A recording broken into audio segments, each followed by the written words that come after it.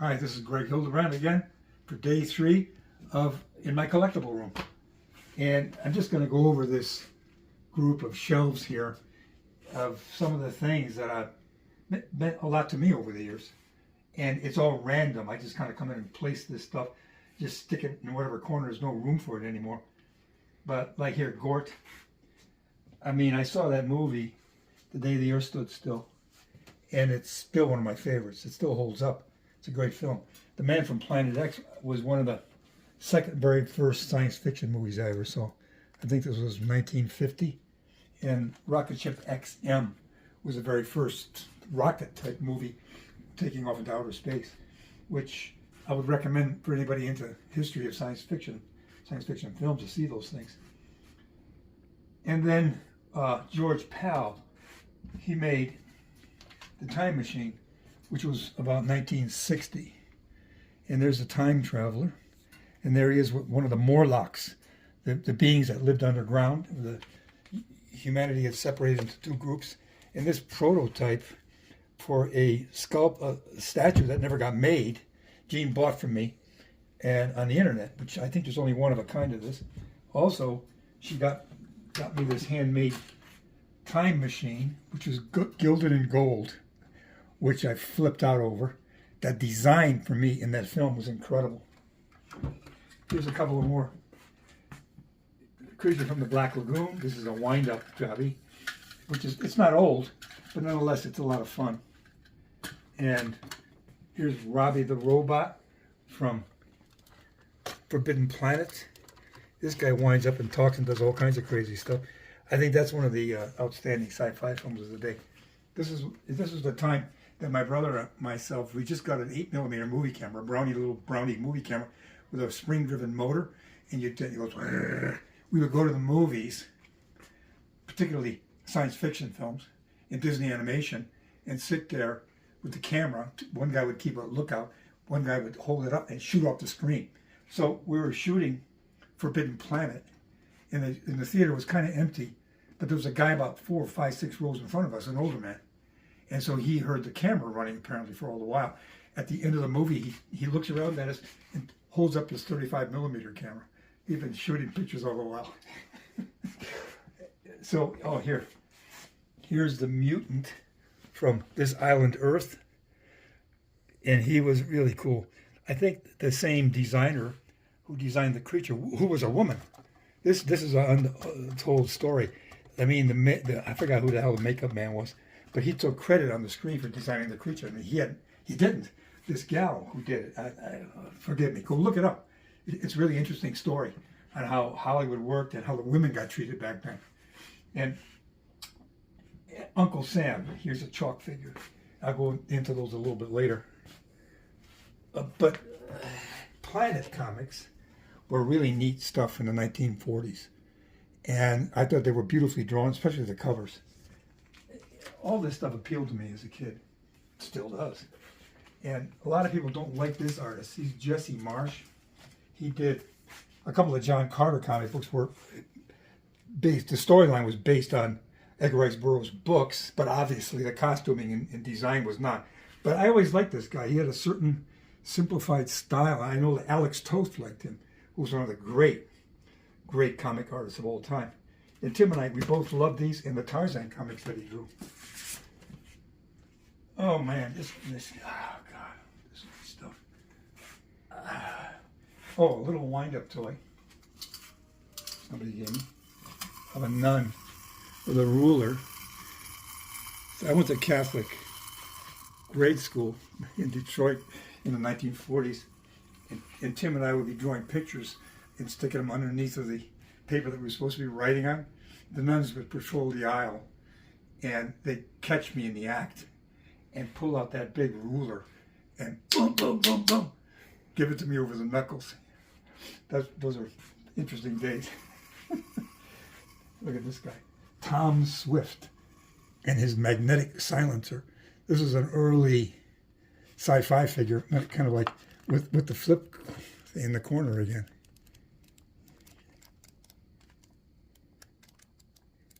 I don't know if it's working. I think it flips this way though.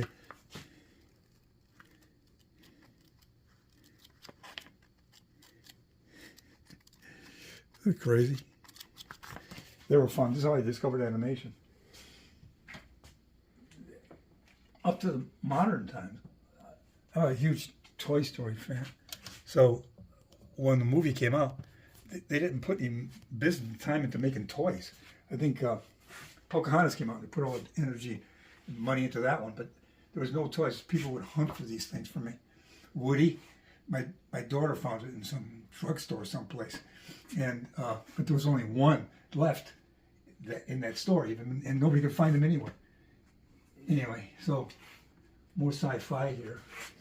Here's a pretty explicit one here that kind of covers everything. Rocket to the moon. You got the beautiful girl. You got the spaceman hero. You got the rocket ship, and you got the aliens. So the whole thing is right there. Fantastic. Oh, and these Flash Gordon comics, Gordon Bread presents. This was like a promo type thing where you hand these out if you bought stuff in the market.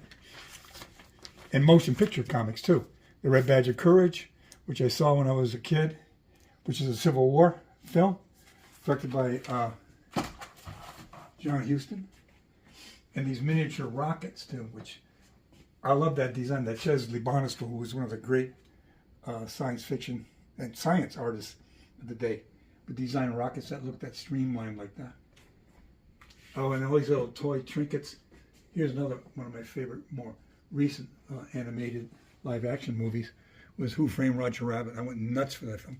I'm still crazy over it. Oh, and this goes on and on and on. Here, of course, which is very dark here, is the monolith from 2001, A Space Oddity, with the ape touching it, and where he's got the bone in his hand, where he throws it up and it becomes this atomic weapon circling the Earth. It's a great movie. If you've never seen it, it's beyond great. It's like kind of mystical. Here is a friend gave me this, the Maltese Falcon. I never had one, so now I got a Maltese Falcon. I don't want to try to break it open and see if there's anything inside of it. Oh, Terry and the Pirates. Here's Terry and the Pirates. Was Milt Kneff did The Adventures of Terry. Started in the 1930s, and as time progressed, Terry ended up in the Air Force in World War II. I had the opportunity with my good friend Michael Uslan. Here's a promo package. He wrote Terry. We redid it, brought it up to date, and Tribune Media ran it for a year. Here's a bunch of the comics here. There's my friend Michael, me, Tim, and the creator, Milt Kneff. And this is a promo package. There's the Dragon Lady. And they kind of handed this out to newspapers to see if they buy it. There's Pat Ryan, and then there's Terry. They were the two principal male figures. He was like the more, mature guy. The thing about this, though, see, Terry, he's got like a punk haircut and an earring. When Michael optioned this, Tribune Media said they wanted to push the envelope with the strip. They didn't want to go back and do it like Milt Kneff did it. What's the point? Redo the old strips. So they wanted it brought up to date. So I designed Terry to look like this more modern kid at the time. We did this in '95. And I gave Pat Ryan a 5 o'clock shadow, a little goatee, not goatee, but, the 5 o'clock shadow, the Indiana Jones thing. So as we were doing all that kind of stuff, and some of the writing was a little more risque, and the scenes. Oh boy, look at this. Look at this. See, Gene warned me about this. I pick stuff up, and then I knock everything down. Anyway, so we did Terry like this, and it came out into the newspapers. People got wind of it. Terry and the Pirates fans like myself, because I was born in '39. So when Gene said he made a deal with Michael before he told Tim or me about that we're going to do this, you stick her head in the studio door, says, guess what you're doing next? I said, what? She said, Terry and the Pirates, a daily and Sunday comic strip. And then she left, and Tim and I both freaked out. It wasn't because it was going to be too much work, because we were doing the Marvel Masterpieces at that very same time. But it was like, well, you can't follow in one of your heroes' footsteps. This guy, I was nuts about him. And he was a master artist and storyteller. And so, nonetheless, we had to do it now. So we were committed to it. And we brought it up to date.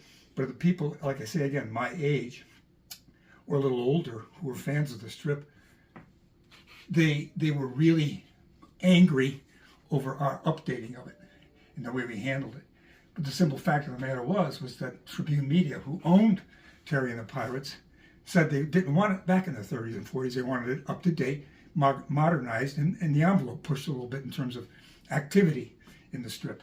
So in any event, we did that, and that was a lot of fun. Spent a year at it. I could have spent 4 more years at it, but they couldn't get it into any newspapers. Not enough anyway to make it doable. And there's more Big Little books. And up there are a bunch of chalk figures, which are actually made out of plaster of Paris, but they called them chalk figures for some reason. So the chalk figures are something that I was nuts about. All these guys up here, my room's full of them. I tried to win them as a kid. You had to go to sideshows and the carnivals and do a ring toss or shoot, hit the target, and you'd win one. I never won one as a kid. And for years, I always tried, many, many times. So it wasn't until like, I don't know, sometime in the 60s or 70s that I found one in a flea market for like $1 and bought it. And it's like, look at this guy. It's Uncle Sam.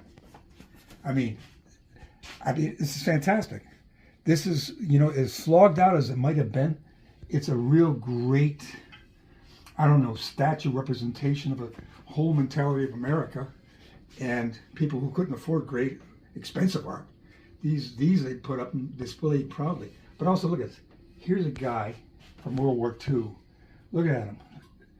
He's a representation of working together, getting down to it. Let's work together.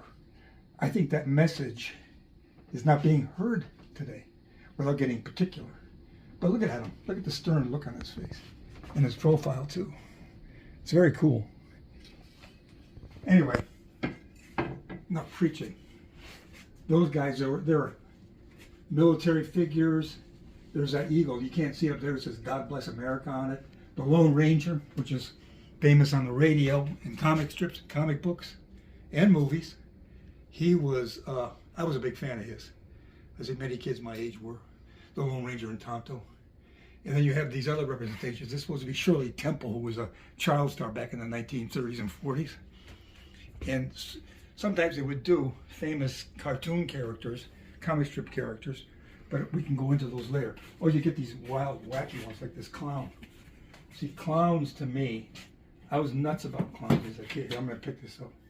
I was crazy about clowns. I get their stories today. People say, "Oh, they scared the crap out of me." My kids, I can't stand it. To me, it appealed to my imagination. They were so extreme. Lou Jacobs, look him up. To me, he was the ultimate clown of all time. His costume, big pointed cone head, little hat sitting on top of it. Anyway, I was nuts about clowns. I still am. I always say it was, but it's all the same now. Anyway,